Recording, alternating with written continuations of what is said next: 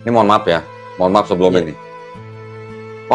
Waktu Jamie di dalam Laskar Kristus dan teman-teman Jamie Iya. yang di dalam Laskar Kristus sebagai orang Kristen, pada waktu itu ada kerusuhan, Iya. ada perang ini Antar antar agama di situ. Iya. Itu pada paham Bible apa enggak? Gitu. Nggak paham, Nggak paham. nggak tahu. Hah? Nah saya Kan saja, di Bible ada kasihilah musuhmu. iya. Kenapa perang sama musuhnya Iya. gitu? Jadi kita itu kok, memang kita inilah korban-korban pembodohan ini. Kita kan nggak tahu. Nah saya dulu waktu Kristen kok hanya manut tuh apa kata pendeta wes Hmm. selesai, nggak usah nanya-nanya lagi. Hmm. Pokoknya apa kata pendeta udah nggak ada yang salah. Kan harusnya kalau kasihilah musuhmu kan nggak sampai perang dong. Iya nggak harus perang kan, kasihilah musuhnya Kasihilah udah kasih. musuhmu. Aku sampai perang bunuh-bunuhan gitu. Tapi Ya? tahu nggak kok Kenapa?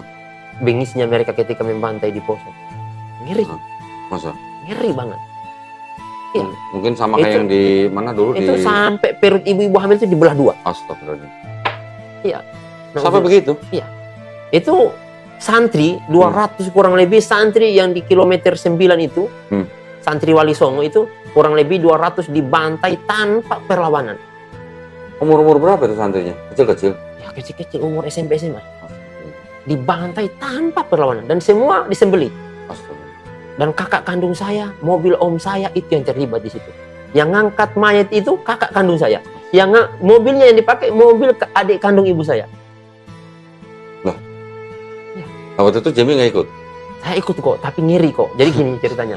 Saya takut lihat saat itu mayat itu yang begitu sudah berkelimpangan tuh. Ya karena gini, ketika diserang itu, ini kan umat Islam kan berlindung di masjid, serang tuh masjidnya, dibabat tuh habis orang di dalam. Nah, orang yang di lainnya itu pada kabur tuh ke sawah. Ketika mereka kabur di sawah dikejar tuh. Yang bagian depan itu ngejar kok ditebas kakinya, Astaga. biar nggak bisa lari tuh. Setelah jatuh, diperintahkan tuh, itu diperintahkan langsung. Dipastikan semua orang itu harus disembelih. Astaga. Tidak boleh terlewatkan satu orang pun untuk memastikan mereka semua tewas. Nah jadi ketika sudah ditebas, didapat disembelih, dikumpulkan di masjid, Astaga. ditumpuk tuh di masjid, supaya dipastikan diseret satu-satu di bawah, kemudian dimuat dengan mobil truk. Dimuat dibawa kemana? Nah dulu sombongnya tuh si Tibo disuruh bawa ke Kodim, ke Kodim, tumpah di Kodim tuh ini mayat ini. Ini untuk menunjukkan kekuatan umat Kristen saat itu kok. Nah akhirnya diputuskan untuk dibawa di kilometer 22 itu, di antara desa Pandiri dan desa Tampe Madoro. Nah di kilometer situ sudah mereka ditumpah ada 3 tempat. Setelah itu dibakar, mayatnya dibakar Astaga. sampai sebengis itu. Makanya kalau kok tadi bilang itu kasihilah musuhmu, karena ayat itu mereka lupa mungkin, atau mungkin mereka nggak baca. Kemungkinan besar nggak tahu ya. Mungkin besar nggak tahu. Kita ya biar persangka aja mereka nggak tahu. Ya. Tapi pendetanya tahu kok. Pendetanya tahu. Pendetanya tahu. Kenapa nggak disampaikan kan? Oh, pendetanya nggak sampein mungkin. Iya. Mungkin lupa dia. Atau mungkin ayatnya sudah diganti kan. Kita nggak tahu kan karena. Enggak diganti, masih ada. Oh masih ada. Masih ada. Masya Allah. Aduh, Masya Allah. Terus waktu itu aparat keamanan gimana? Jadi gini kok. Jadi saat itu aparat keamanan masih sangat terbatas. Ya, Poso saat itu hanya punya 1 batalion. Nah, sedangkan terjadinya perperangan itu beberapa tempat, beberapa titik, sehingga betul-betul menyulitkan mereka. Akhirnya diturunkanlah BKO dari 721, 726, yang dari Brimob Bogor dulu turun semua di sini, diperbantukan tuh. Untuk memang. Tapi yang namanya konflik ini ya susah diredam kok. Udah pencar-pencar Iya, gitu sudah ya. pencar-pencar. Nah, alhamdulillah kemarin 2024 bisa disterilkan tuh, bisa mulai diamankan dari 2022, 2023 itu mulai itu diamankan. Diamankan. Alhamdulillah sampai sekarang sudah aman.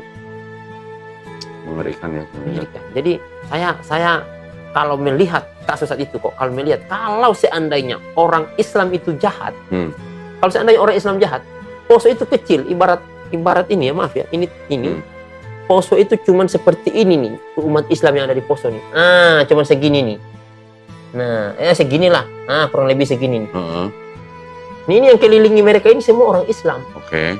Kalau seandainya mereka mau cuma dilipat 1 kali selesai. Yang sekelilingnya ini Iya. kalau mau melipat Poso. Kalau mau lipat Poso ini. Kalau mau ditutup itu, mau dihabiskan semua orang Kristen yang ada di Poso. Makanya saja teman-teman orang Kristen berpikir. Ampana, Lubuk itu mayoritas orang Islam. Parigi, Palu itu kan ini batasannya nih. Iya. Parigi, Palu orang Islam. Ampana orang Islam. Lubuk orang Islam, kemudian Morowali orang Islam, Makassar orang Islam. Nah kalau 4 titik ini sekali bergabung di situ, nggak ada apa-apanya kamu. Bukan cuma jadi bubur lagi, jadi air semua kamu itu. Tetapi orang Islam tidak seperti itu. Iya, orang Islam tidak seperti itu. Ketika terjadi konflik, ya kamu sama kamu konflik. Iya, kita hanya membantu tuh. Oh, jadi pada waktu ada kerusuhan di Poso itu, umat Islam yang di sekeliling itu tidak datang? Ya belum, ya tidak bisa didatangkan saat itu kok, karena mereka sudah blokade tuh. Karena kan mereka yang apa namanya, yang kuasai jalur tuh, yang kuasai jalur. Nah, alhamdulillah ya ada sih bantuan, itu tidak bisa dipungkiri tuh, bantuan teman-teman dari Jawa. Datang membantu, itu membantu menguatkan iman mereka tuh, agar kamu paham bahwa sesungguhnya ketika kamu diperangi dan kamu memerangi mereka, sama-sama tuh kita berperang, insya Allah kamu syahid. Baru tuh mulai tuh bangkit keberanian orang-orang Islam. Nah baru melakukan pembalasan. Ini pembalasan ya, karena mereka diperangi harus membalas. Karena kenapa? Saya tahu persis ada beberapa titik peperangan yang saat itu saya ikuti dan saya atur tuh.